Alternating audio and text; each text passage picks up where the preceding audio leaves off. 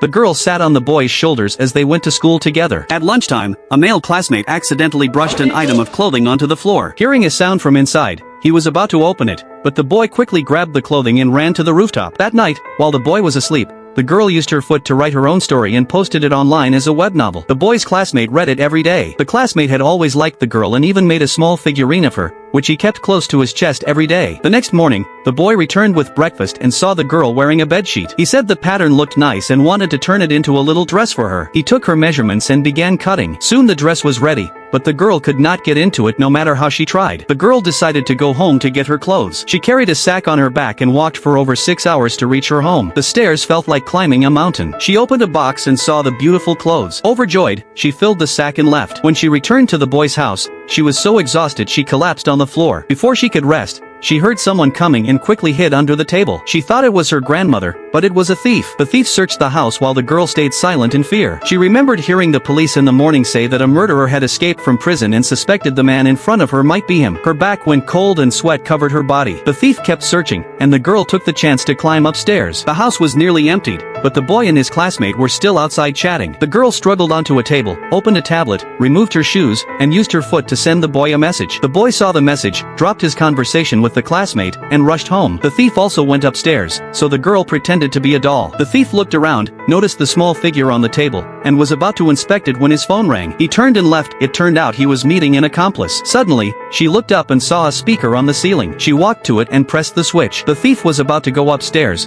but when he heard music, he thought someone was home. Frightened, both men quickly fled. Soon after, the boy came back. The girl ran out from behind a trophy and proudly told him what had happened. The boy laughed and praised her. Later, the boy began studying, and the girl quietly went to the balcony. She started an impromptu, graceful dance. The boy watched her, realizing that after spending this time together, he had slowly begun to like her.